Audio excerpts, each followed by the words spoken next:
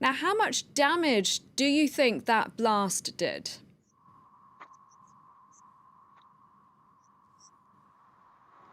To know the exact consequences of this explosion, we need to understand what isotopes were released into the atmosphere, and that's why Greenpeace demands such information from the Russian Service for Public Health and from our Russian Hydrometeorological Service, because we understand that this spike in radiation levels in Severodvinsk, in about 30 kilometers from the place of explosion, might mean that alpha and beta particles were released into the atmosphere as well, and they are dangerous if inhaled, even in small quantities.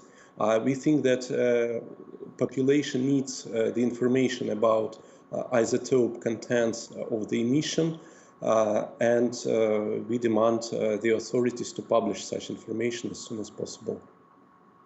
Are you hopeful, though, that you're going to get more information? Because, I mean, the Defense Ministry at first spoke of 2 dead, and there was no mention of the nuclear element. We've now got state media saying that the medics who treated the victims have signed an agreement saying they're not going to say anything. Do you really think you're going to get more information?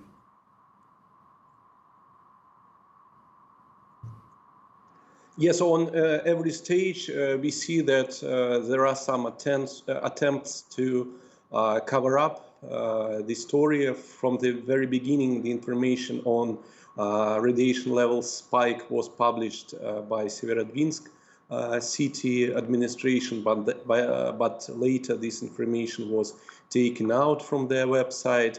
And first of all, Ministry of Defense claimed no release of any radioactive or toxic substances occurred. But now we see that the officials confirm the spike in the radiation levels. So I guess that for such a massive emission, we will see more information, and I guess that the radionuclides in the air, even in trace quantities, would be detected.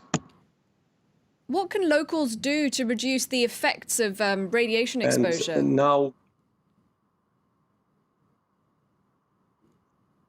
to know.